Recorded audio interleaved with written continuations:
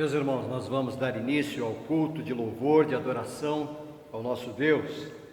Nós vamos abrir a palavra do Senhor no livro do profeta Isaías, capítulo 43. Isaías 43.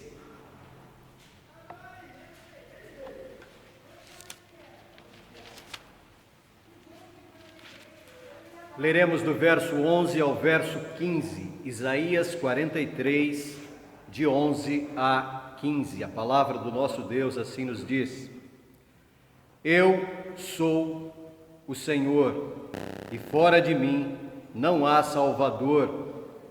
Eu anunciei salvação, realizei e a fiz ouvir. Deus estranho não houve entre vós, pois vós sois minhas testemunhas, diz o Senhor. Eu sou Deus. Ainda antes que houvesse dia, eu era, e nenhum há que possa livrar alguém das minhas mãos. Agindo eu, quem o impedirá? Assim diz o Senhor, o que vos redime, o Santo de Israel: por amor de vós, enviarei inimigos contra a Babilônia, e a todos os de lá farei embarcar como fugitivos, isto é, os caldeus, nos navios com os quais se vangloriavam. Eu sou o Senhor, o vosso Santo, o Criador de Israel, o vosso Rei. Vamos louvar o Deus de Israel, cantando o hino de número 17. Ao som do piano, fiquemos de pé para juntos louvarmos a Deus.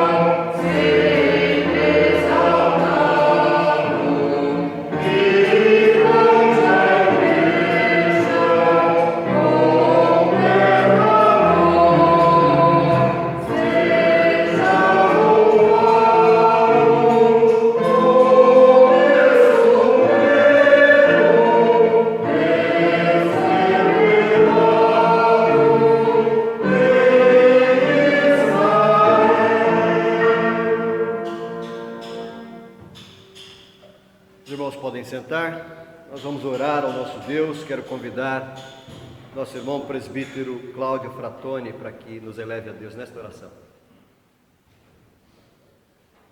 Eterno e amado Deus, Pai Todo-Poderoso, nós te damos graça pelo teu amor e a tua misericórdia e reconhecemos, Senhor, a tua grandeza, que é santo, Senhor de todas as coisas, Criador de todas as coisas. Nós possamos sempre lhe render, Senhor, gratidão por tudo que tem nos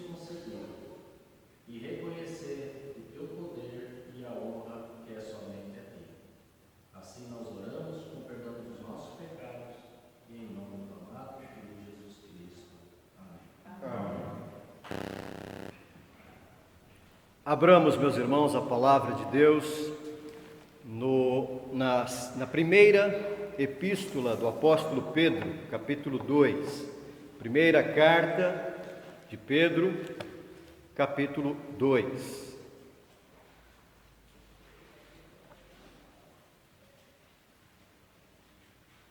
Faremos a leitura a partir do verso 4 até o verso 10. Primeira carta de Pedro 2, 4 a 10, leitura que faremos de forma alternada. Mesmo assentados, com temor e reverência, leiamos a palavra do Senhor.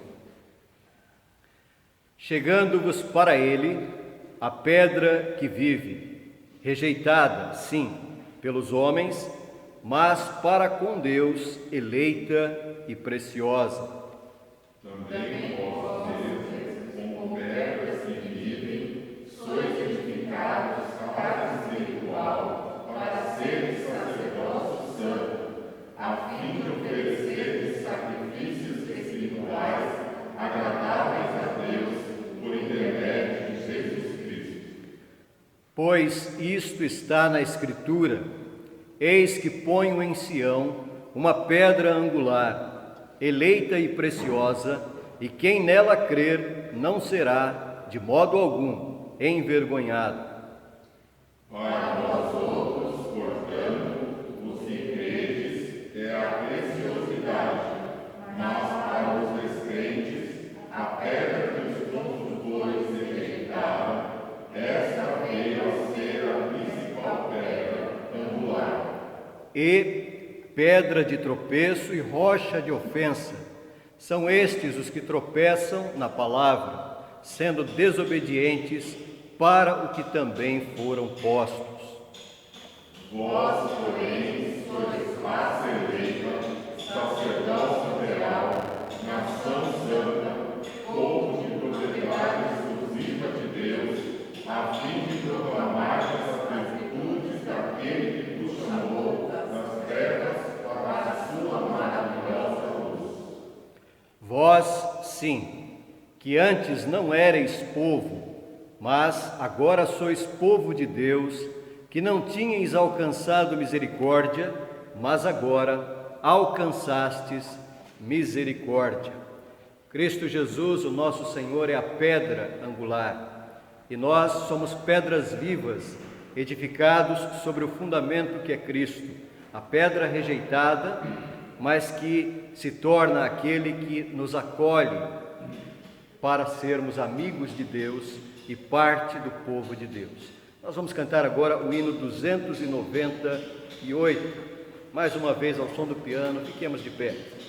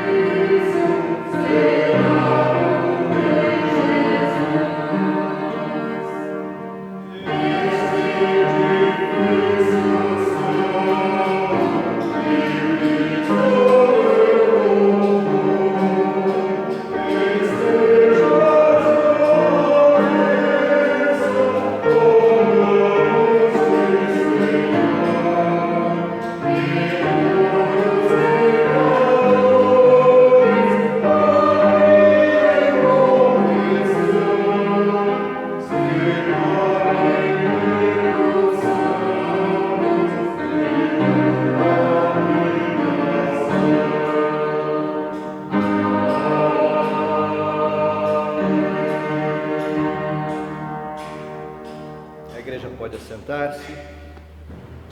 Nós vamos ter mais uma oração e nesse instante eu quero convidar nosso irmão Adailson para que ore ao Senhor. Poderoso Pai Deus que está no céu, nós estamos ó Pai nesse momento para agradecer, ó Pai, para cultuar Ti, ó Pai, por todas as bênçãos que o Senhor tem concedido, ó Pai, seja com cada um dos irmãos que aqui estão, ó Pai, que o Senhor possa abrir o nosso entendimento, ó Pai, para entender a Tua palavra, ó Pai, é o que nós te pedimos em nome de Jesus. Amém. Amém. Meus irmãos, nós vamos abrir a palavra do Senhor no livro de Esdras, capítulo 4. Livro de Esdras, capítulo 4. Depois do segundo livro de Crônicas, Esdras, antes de Neemias.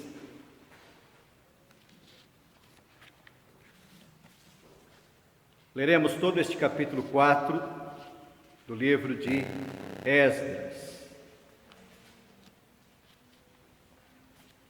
Assim nos diz a palavra do Senhor.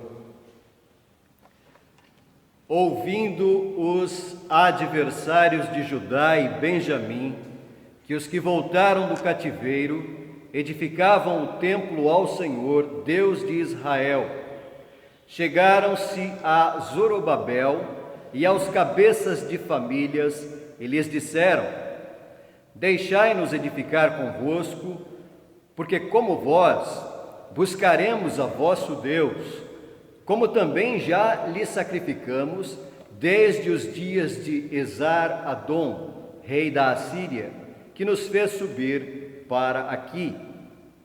Porém, Zorobabel, Jesua e os outros cabeças de famílias lhes responderam: nada tendes conosco na edificação da casa a nosso Deus, nós mesmos, sozinhos, a edificaremos ao Senhor, Deus de Israel, como nos ordenou Ciro, rei da Pérsia. Então as gentes da terra desanimaram o povo de Judá, inquietando-o no edificar. Alugaram contra eles conselheiros para frustrarem o seu plano, todos os dias de Ciro, rei da Pérsia, até ao reinado de Dario, rei da Pérsia. No princípio do reinado de Assuero, escreveram uma acusação contra os habitantes de Judá e de Jerusalém, e nos dias de Artaxerxes, rei da Pérsia, Bislão, Mitredate, Tabeel e os outros seus companheiros lhe escreveram. A carta estava escrita em caracteres aramaicos e na língua siríaca. Reum, o comandante, e Sinsai, o escrivão, escreveram contra Jerusalém uma carta ao rei Artaxerxes.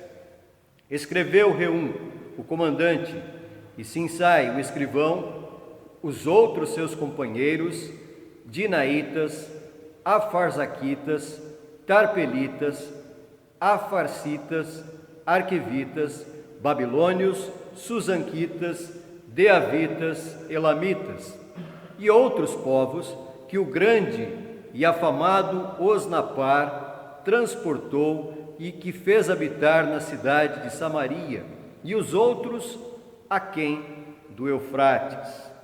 Eis o teor da carta endereçada ao rei Artaxerxes. Teus servos, os homens daquém do Eufrates, e em tal tempo seja do conhecimento do rei que os judeus subiram de ti, vieram a nós a Jerusalém. Eles estão reedificando aquela rebelde e malvada cidade e vão restaurando os seus muros e reparando os seus fundamentos.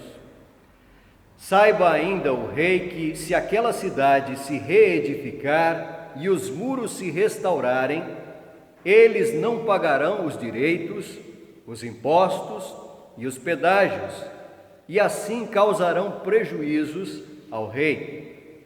Agora, pois, como somos assalariados do rei e não nos convém ver a desonra dele, por isto mandamos dar-lhe aviso. a fim de que se busque no livro das crônicas de seus pais, e nele achará o rei, e saberá que aquela cidade foi rebelde e danosa aos reis e às províncias, e que nela tem havido rebeliões desde os tempos antigos, pelo que foi a cidade destruída. Nós, pois, fazemos notório ao rei que, se aquela cidade se reedificar e seus muros se restaurarem, sucederá que não terá a posse das terras deste lado do Eufrates. Então respondeu o rei a Reum, o comandante, a Sinsai, o escrivão, e a seus companheiros que habitam em Samaria, como os restantes que estão além do Eufrates. Paz. A carta que nos enviastes foi distintamente lida na minha presença. Ordenando-o eu, buscaram e acharam que de tempos antigos aquela cidade se levantou contra os reis, e nela se tem feito rebeliões e motins.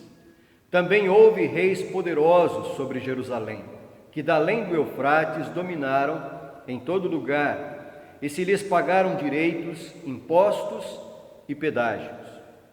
Agora, pois, dai ordem a fim de que aqueles homens parem o trabalho e não se edifique aquela cidade, a não ser com autorização minha.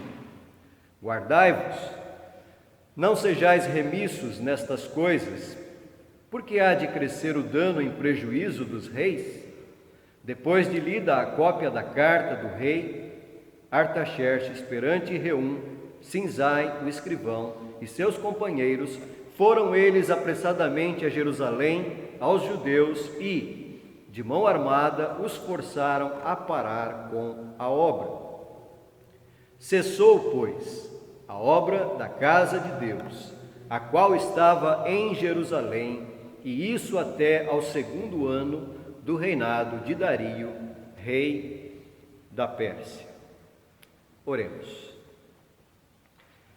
Senhor nosso Deus, nós agradecemos por esta manhã, porque o Senhor mesmo nos reúne neste espaço consagrado ao serviço do Senhor.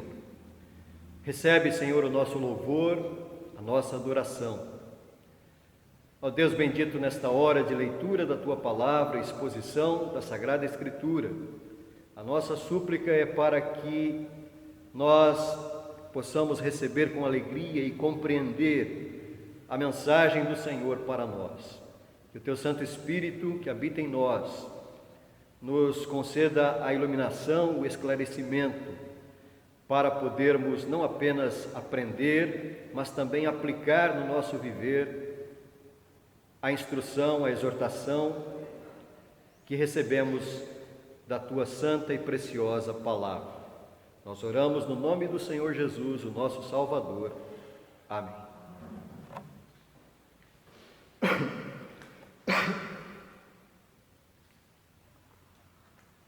Meus irmãos, ser cristão, ser igreja, ser povo de Deus, é uma grande bênção, disso nenhum crente tem dúvida.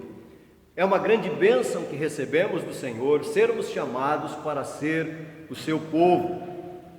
Mas, ao contrário do que podemos pensar, ou de que ao menos muitas pessoas eventualmente podem supor, ser cristão, ser igreja e ser povo de Deus não significa uma vida fácil e livre de lutas.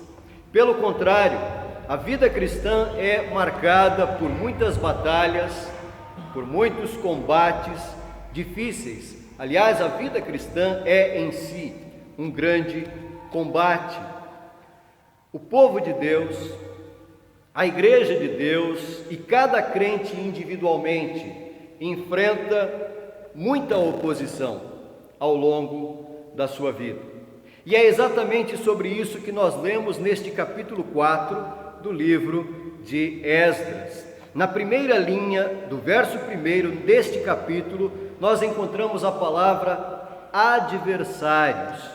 O texto começa dizendo: ouvindo os adversários de Judá e Benjamim.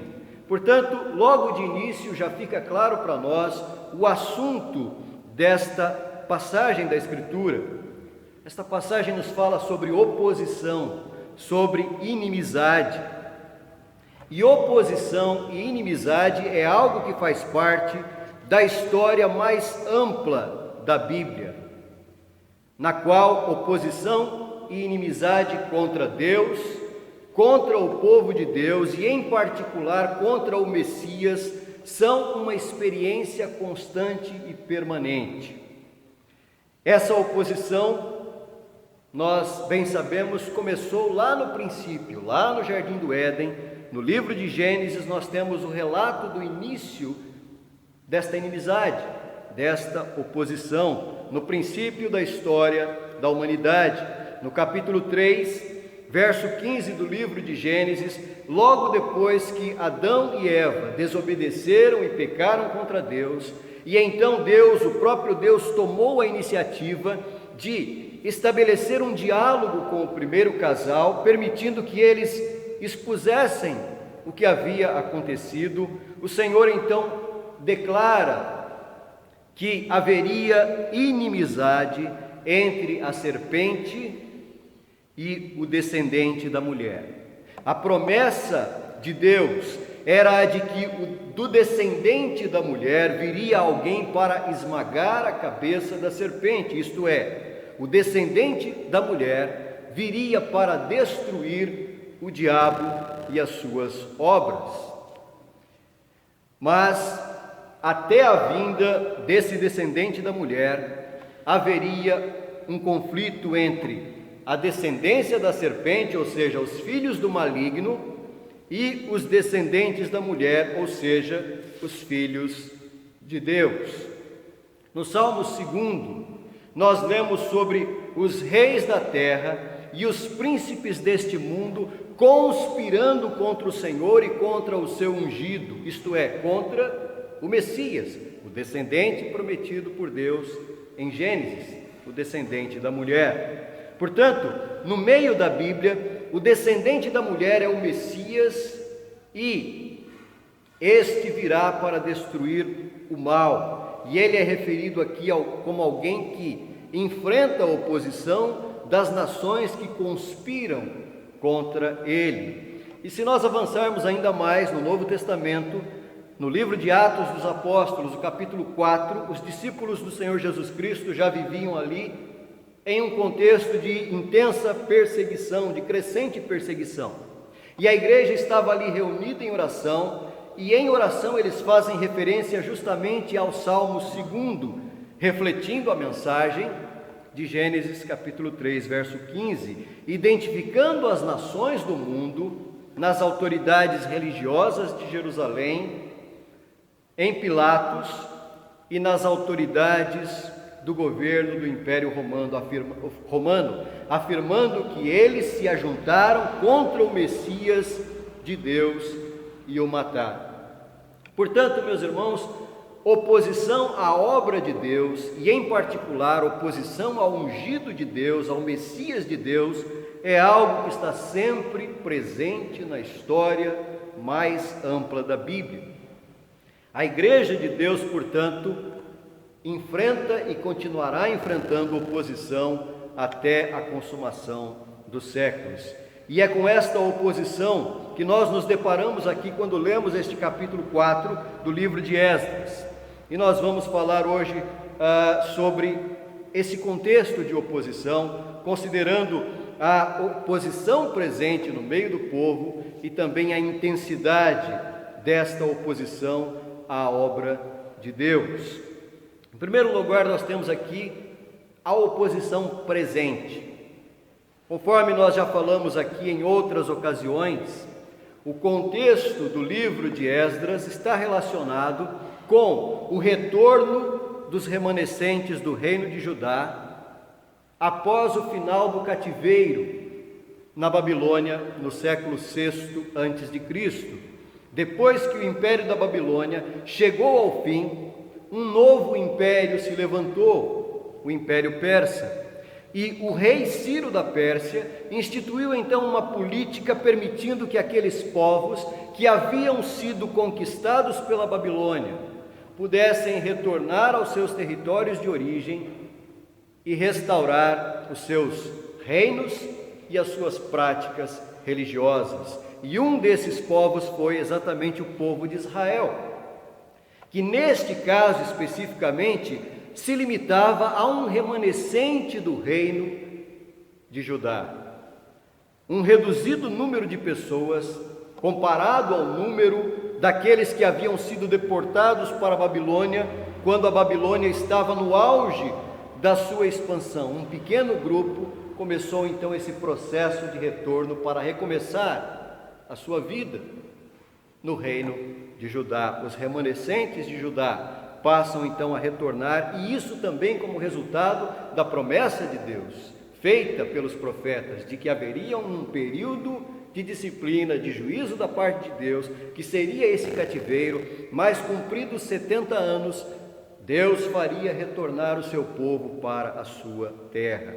E ao retornarem à sua terra, os judeus então, conforme registrado no capítulo 3 deste livro de Esdras, reedificaram o altar para restabelecer o culto a Deus. Retomaram a realização das suas festividades com o objetivo de resgatar o senso comunitário de povo de Deus, e também lançaram os fundamentos para a reconstrução do templo. E este é o pano de fundo para o conteúdo das palavras registradas nesse capítulo 4 do livro de Esdras.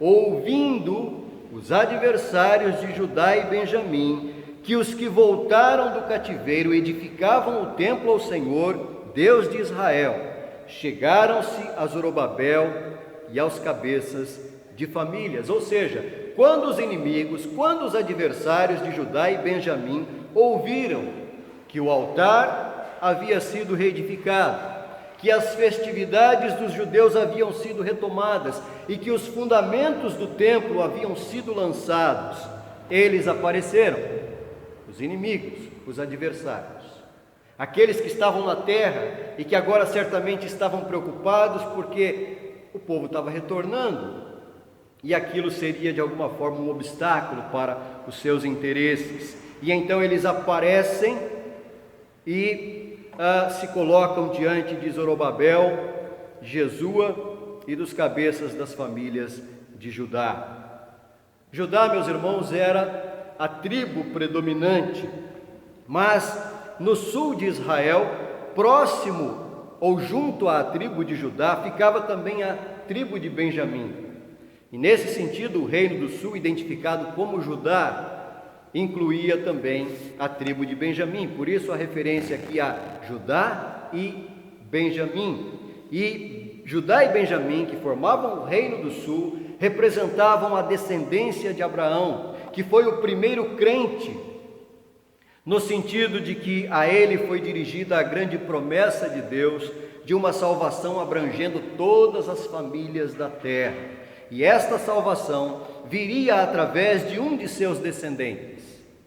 Abraão creu nesta promessa e ele foi justificado pela fé na promessa da vinda do Messias, tornando-se, portanto, um crente modelo. Por isso ele é o primeiro crente, por isso ele é o pai da fé, é o pai de todos os que creem. O neto de Abraão, Jacó, teve 12 filhos, e esses 12 filhos deram origem às 12 tribos de Israel, e uma dessas tribos era justamente a tribo de Judá. E quando Jacó, que teve o seu nome mudado para Israel, estava próximo da sua morte, a Bíblia nos diz no livro de Gênesis que ele abençoou toda a sua família, todos os seus filhos e netos. E a respeito de Judá ele disse: o cetro não se arredará de Judá, nem o bastão de entre os seus pés, até que venha Siló. A ele obedecerão os povos. Siló é uma palavra que praticamente significa aquele a quem pertence o reino. E Jacó estava, portanto, aqui fazendo uma referência à promessa de Deus a Abraão de que todas as nações da terra seriam abençoadas através do descendente, um descendente em particular. E Jacó estava afirmando que este descendente viria da linhagem de Judá. E da linhagem de Judá seria estabelecida uma dinastia real, e o descendente desta linhagem seria Siló, ou seja, aquele a quem pertence o reino e a quem as nações da terra seriam reunidas. Nós podemos, meus irmãos, constatar um pouco do cumprimento desta promessa na perspectiva da história, ao observarmos aqui, nessa pequena congregação, uma pequena amostra da diversidade de pessoas que formam grupos, povos e nações que serão reunidos na presença de Siló, aquele a quem pertence o reino, isto é, perante o Messias. O início do capítulo 4 de Esdras, ao referir-se aqui aos adversários de Judá, aponta exatamente para o fato de que há uma oposição permanente ao cumprimento dessa promessa. Essa promessa que vem desde Gênesis, passando por Abraão, passando por Davi, é uma promessa que está sendo constantemente atacada. Há uma oposição para que este Messias venha para a redenção do seu povo. A promessa através de Abraão, a promessa através de Judá, a promessa da vinda do Messias. E o que nós temos aqui através do relato de Esdras e através da revelação do Espírito Santo é uma indicação de que estes adversários são essencialmente adversários de Cristo. Estes adversários aqui que começam a ser mencionados no livro de Esdras, no capítulo 4, são, acima de tudo, adversários de Cristo ou da obra de Deus. Portanto, a primeira coisa que é mencionada aqui sobre estes adversários é que eles são adversários da promessa, adversários do Messias, inimigos de Deus e do seu povo. A segunda coisa que está demonstrada aqui é que a oposição vem de adversários que se apresentam como amigos. Isso é muito importante. São adversários que agora vêm e se aproximam do povo de Deus e dizem: olha, a gente quer participar da obra de vocês, nós queremos ajudar a construção do templo, nós queremos cultuar a Deus com vocês. É o que diz o verso 2: chegaram-se a Zorobabel e aos cabeças das famílias e disseram: deixai-nos edificar convosco, porque como vós buscaremos o vosso Deus, como também já lhe sacrificamos desde os dias de Esar-Adom, rei da Assíria, que nos fez subir para aqui. Em outras palavras, nós estamos aqui para somar com vocês. A gente está aqui para somar, não é para dividir. Nós estamos aqui para cultuar o Deus de vocês com vocês. Afinal, nós também já oferecemos sacrifícios sob o domínio de Esar-Edom, rei da Assíria. Ora, meus irmãos, o que parece aqui num primeiro momento é que esta é uma proposta razoável e até convincente.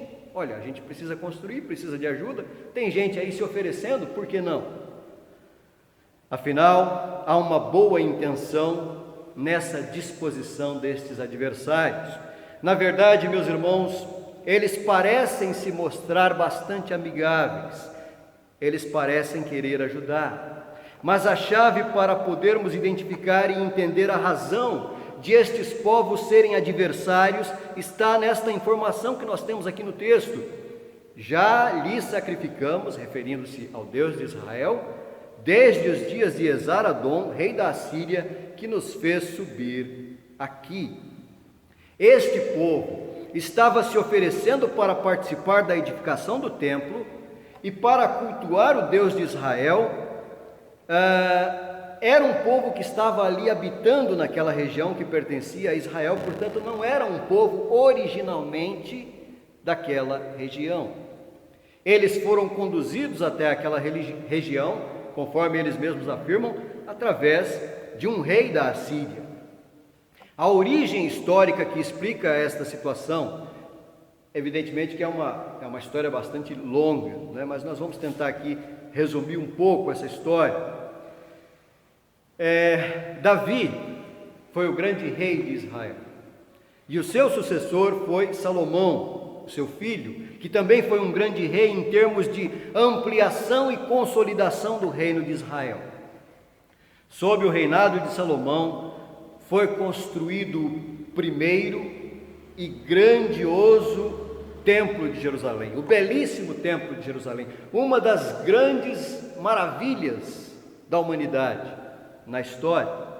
Salomão também é conhecido em razão da sua sabedoria, a qual ele recebeu de Deus, e ele escreveu o livro de Provérbios por inspiração do Espírito Santo, sendo palavra de Deus. Mas, meus irmãos, Salomão, assim como todos os servos de Deus na Bíblia, eram pecadores, não eram perfeitos, e a Bíblia não esconde a imperfeição dos seus servos. Por isso a Bíblia nos fala que Salomão acabou pecando contra Deus, e o que ele fez foi criar uma mistura de cultos a Deus, misturado com culto a outros deuses. Se você quiser acompanhar e puder abrir a sua Bíblia, no primeiro livro dos Reis, capítulo 11, versos 33 a 35. Primeiro livro dos Reis, 11, 33 a 35. Nós temos aqui a palavra de Deus e o próprio Deus falando acerca de Salomão. 1 Reis 11, 33 a 35. Porque Salomão me deixou e se encurvou a Astarote, deusa dos Sidônios, a Quemos, deus de Moabe, e a Milcom, deus dos filhos de Amon, e não andou nos meus caminhos para fazer o que era reto perante mim, a saber, os meus estatutos e os meus juízos, como fez Davi seu pai. Porém, não tomarei da sua mão o reino todo, pelo contrário, falo-ei príncipe todos os dias da sua vida, por amor a Davi, meu servo, a quem elegi, porque guardou os meus mandamentos e os meus estatutos, mas da mão de seu filho tomarei o reino. Por amor a Davi, Deus não poria fim ao reino de Israel sob o reinado de Salomão, filho de Davi. Mas após a morte de Salomão, o reino unido de Israel seria dividido em 2 reinos, 2 tribos, ao sul, Judá e Benjamim, e as outras 10 tribos ao norte, identificadas como Israel e às vezes como Efraim. O reino do sul permaneceu identificado, portanto, como Judá, embora fosse Judá e Benjamim, o reino do sul é identificado como o reino de Judá. E o reino do norte, depois disso, depois dessa divisão, entrou em um processo intenso e constante de decadência espiritual, abraçando todo tipo de idolatria. Os reis que ocuparam o trono do reino do norte são frequentemente mencionados como tendo feito o que era mal perante o Senhor. Às vezes havia momentos que melhoravam um pouquinho, mas em geral o reino do norte entrou em declínio constante, pecando contra o Senhor por causa da idolatria. E Deus enviou vários profetas notáveis, entre eles o profeta Elias e o profeta Eliseu, para exortarem o reino do norte ao arrependimento. Mas de modo geral os profetas foram desprezados e as coisas foram de mal a pior em um período de aproximadamente 200 anos. Até que o reino da Assíria cercou o reino de Israel e conquistou os territórios do norte. E as 10 tribos do norte foram dominadas, subjugadas pela Assíria e perderam completamente a sua identidade, deixando de existir. Israel foi suprimida pela Assíria e por outros povos que ali foram sendo misturados. E isso vai dar origem aos samaritanos. É por isso que lá no Evangelho, quando nós temos ali a passagem no capítulo 4, a Bíblia diz que os samaritanos não se davam com os judeus, porque os samaritanos eram israelitas misturados com outros povos. O reino de Israel, as 10 tribos de Israel, simplesmente foram suprimidas. E dentro do território de Israel, o rei da Assíria então introduziu povos de outras nações, com outras culturas, com outros deuses, que foram sendo assimilados pelos antigos israelitas. Estes que agora, aqui no capítulo 4 de Esdras, se achegam a Zorobabel no capítulo 4, eles se oferecem para ajudar na edificação do templo, dizendo que também já sacrificaram ao Deus dos judeus. Não estavam mentindo, eles estavam falando a verdade, eles já sacrificaram ao Deus de Israel, porém eles eram sincretistas, eles estavam predispostos a cultuar o Deus de Israel como mais um Deus entre outros. Por isso, eles se ofereceram para participar da obra de construção do templo, ou seja, em síntese, eram falsos amigos, porque eram adversários de Judá e de Benjamim. Estes povos, meus irmãos, representam pessoas como as pessoas dos nossos dias, que se apresentam como amigos do cristianismo, mas na realidade tratam o cristianismo como apenas mais uma ideia entre outras ideias, como uma fé entre outras formas de fé, como uma verdade entre outras tantas verdades que dependem do ponto de vista de cada um. Há pessoas nos dias atuais que acreditam que podem abraçar ao mesmo tempo princípios cristãos e princípios de novas formas de paganismo presentes na nossa sociedade. Há pessoas que acreditam que podem afirmar que Jesus é o Senhor, ao mesmo tempo em que cultivam certos tipos de idolatria e de apego a valores que entram em choque com os valores do Evangelho. Pessoas assim são adversários, são falsos amigos, são inimigos e podem prejudicar a obra de Deus de alguma forma. Agora veja qual foi a resposta de Zorobabel e de Jesua no verso 3. Porém Zorobabel, Jesua e os outros cabeças de famílias lhes responderam: nada tendes conosco na edificação da casa do nosso Deus. Nós mesmos sozinhos a edificaremos ao Senhor, Deus de Israel, como nos ordenou Ciro, rei da Pérsia, até o reinado de Dario, rei da Pérsia. Nada tendes conosco na edificação da casa de Deus. Veja que eles fazem aqui essa distinção: nada tendes conosco na edificação da casa do nosso Deus, porque há um só Deus verdadeiro, e a este Deus nós adoramos com exclusividade. Não há espaço em nosso culto para outros deuses. Por isso, aqueles que querem adorar ao nosso Deus devem reconhecer que Ele é o único Deus. Era basicamente isto que estava nas entrelinhas, subentendido na resposta de Zorobabel, Jesua e os líderes das famílias de Judá. A resposta destes líderes do povo de Judá era uma resposta que refletia o correto entendimento de que a obra de Deus seria realizada por meio de um povo exclusivo de Deus. Esse remanescente de Israel, que estava agora retomando a sua missão após o cativeiro da Babilônia, precisava se manter fiel e não cair no mesmo erro de Israel no passado.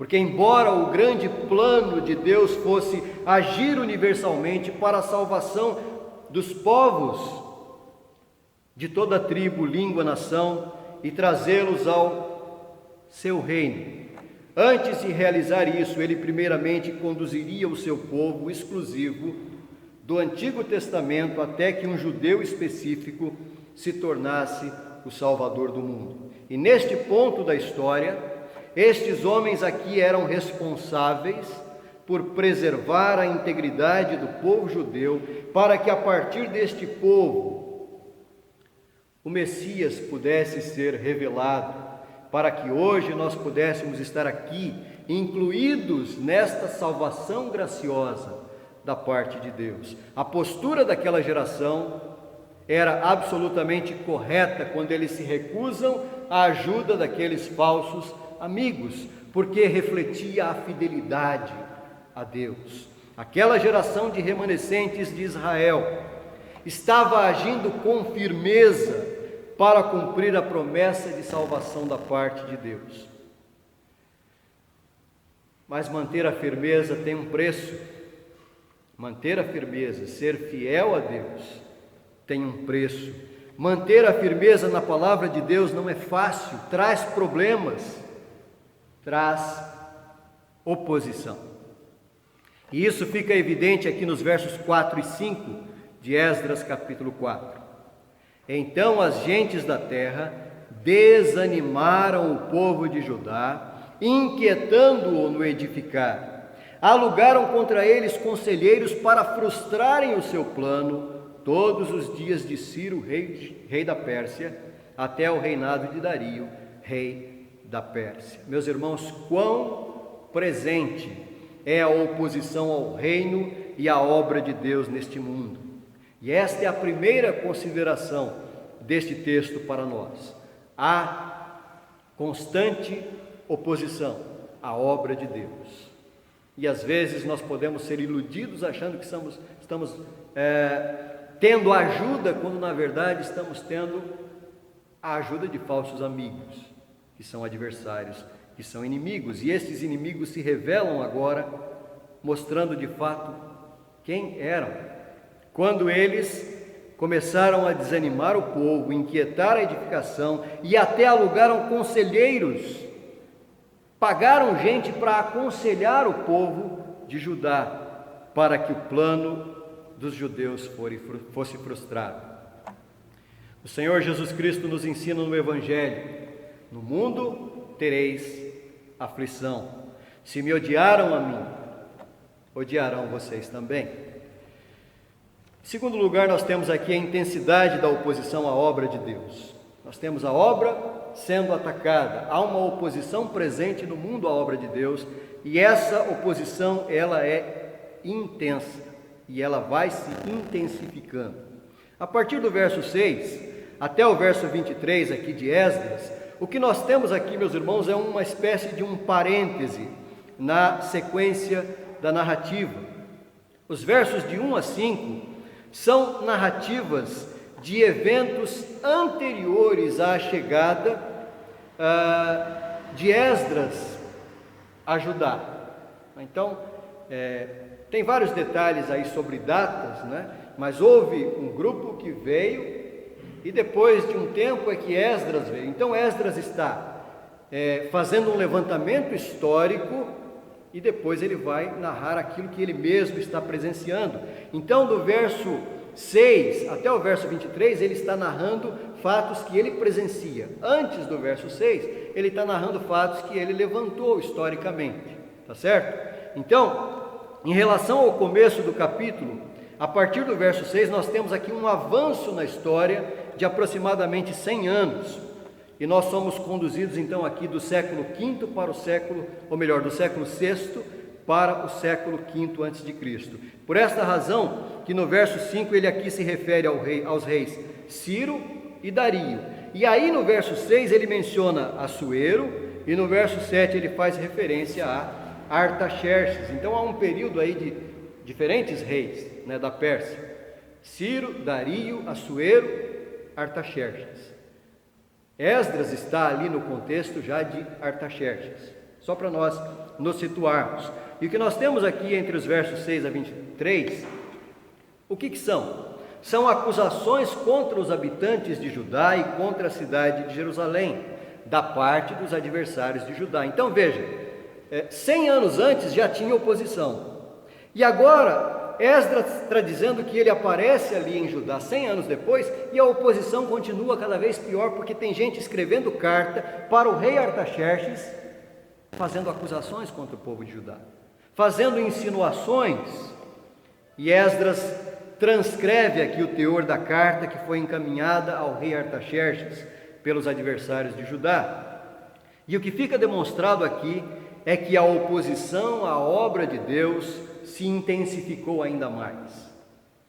O teor da carta ao rei consiste em um ataque aos judeus, e apenas para a gente fazer um resumo aqui, o conteúdo da carta é contido por queixas de que os judeus eram ali intrusos. Olha, esse povo veio aqui, vocês que fizeram eles virem para cá, não é? O rei sabia disso, os persas sabiam disso, mas eles fazem essa referência, e eles começam a reclamar da cidade, dizendo que aquela cidade estava sendo reedificada e os seus muros sendo reparados. E então o verso 13 diz: saiba ainda o rei que se aquela cidade se reedificar e os muros se restaurarem, eles não pagarão direitos, os impostos e os pedágios, e assim causarão prejuízos ao rei. Eis aqui, meus irmãos, homens que sabiam falar a linguagem do rei, porque afinal era isso que o rei tinha interesse: nos impostos, nas taxas, nos pedágios. E eles, olha, se eles continuarem a construir aqui, eles vão acabar sonegando impostos para o Senhor, vão deixar de pagar os pedágios que tem que pagar para o Senhor. Trata-se, meus irmãos, claramente de um discurso político contra o reino de Judá, para persuadir o rei Artaxerxes.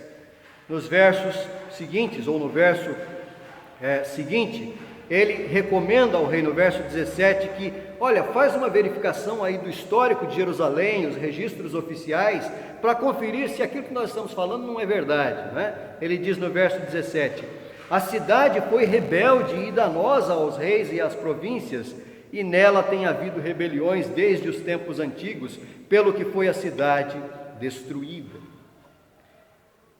Essa cidade teve grandes reis que conquistaram várias vitórias contra os seus inimigos, e o rei pode imaginar o que é que pode vir a acontecer se eles conseguirem progresso e alcançarem grande poder na sua empreitada. Talvez há o risco de eles até subjugarem o rei através de uma revolta. Basicamente, meus irmãos, eles estavam aqui usando insinuações, fazendo referências a determinadas situações históricas, distorcendo esses fatos, levantando questões e dúvidas na mente do rei, com o objetivo de destruir a reputação dos habitantes de Judá, com o objetivo de destruir o apreço e qualquer confiança que o rei pudesse ter sobre os habitantes de Judá. O Senhor Jesus Cristo disse aos seus discípulos: o mundo vos odeia, porque primeiro odeia a mim. Durante o ministério do Senhor Jesus Cristo, também havia pessoas que faziam insinuações distorcidas a respeito da pessoa e das obras do Senhor Jesus. Às vezes a mentalidade do mundo se torna atraente para a igreja, por vezes a igreja é levada a acreditar que não há mal nenhum em assimilar certos comportamentos do mundo para tentar conquistar as pessoas do mundo para a igreja. Mas na primeira oportunidade, a igreja acaba percebendo da pior forma que não pode haver comunhão das trevas com a luz. O que há verdadeiramente da parte do mundo para com o povo de Deus é sempre resistência e oposição à verdade. O mundo é inimigo de Deus, do Messias e do povo de Deus. E estes inimigos aqui que se aproximaram do povo de Deus, oferecendo ajuda para edificar o templo, na realidade, se Judá aceitasse essa ajuda, eles acabariam por comprometer a obra de Deus. De alguma forma, assim como aconteceu no passado com Israel, que foi assimilando cultura de outros povos, idolatria de outros povos, e se perdeu, e Israel foi extinto, desaparecendo, Judá, se não tomasse cuidado, fazendo aliança com essas pessoas, abraçaria também a idolatria e acabaria frustrando o plano e a missão para a qual eles foram chamados. A presença da oposição à obra de Deus é constante na história e ela sempre se intensifica de diversas formas, às vezes de forma aparentemente boa. Há uma oposição sutil, às vezes, de pessoas que se apresentam como amigos do cristianismo, mas na verdade são adversários de Deus e da obra de Deus. Estas acusações e esta carta aqui demonstram que a oposição ao povo de Deus nunca vai chegar ao fim, até a consumação dos séculos. O verso 24 aqui, meus irmãos, no fim do capítulo, nos leva de volta ao reino de Dario. Então veja que o verso 5 ele faz referência ao rei Ciro e ao rei Dario, e o verso 24 volta a mencionar Dario. Então ele abre esse parêntese para contar esse fato de que inimigos estavam escrevendo cartas para atacar Judá e Jerusalém, e agora ele volta ao ponto onde ele estava, no verso 5. E ele termina então o capítulo no verso 24 dizendo: cessou, pois, a obra da casa de Deus, a qual estava em Jerusalém, e isso até o 2º ano do reinado de Dario, rei da Pérsia. Então veja a sequência dos fatos, deixando por um momento, esse parêntese aqui do verso 6 ao 23, nós temos o seguinte: no capítulo 3 de Esdras, nós temos a restauração do altar, há o louvor e adoração de acordo com a palavra de Deus, há a restauração das festividades determinadas por Deus e há o lançamento dos fundamentos para a edificação do templo. Ou seja, havia uma alegria e um grande entusiasmo naquele recomeço. E agora nós fomos informados que a obra da casa de Deus cessou. E o que é pior, essa interrupção na obra da casa de Deus, de que fala aqui o texto no verso 5, ela demorou 15 anos. Depois que a obra de Deus parou nesse momento, os judeus foram cuidar da sua vida. E aí, se a gente for lá para o livro de Ageu, a gente vai entender, porque é o mesmo contexto. É por isso que Ageu, o profeta Ageu, ele chama a atenção do reino: olha, vocês estão adotando prioridades erradas, vocês estão cuidando dos interesses de vocês, vivendo em casas apaineladas, enquanto o templo está em ruínas. Então esse é o contexto. Parou a obra aqui e demorou ali pelo menos 15 anos para que a obra fosse retomada. A pergunta, meus irmãos, será que isso aconteceu porque o povo havia pecado contra Deus? Não há nenhuma palavra aqui de reprovação ao povo de Judá. O texto mostra exatamente o contrário, que Judá estava sendo fiel a Deus, recusando a ajuda daqueles adversários para preservar a sua missão.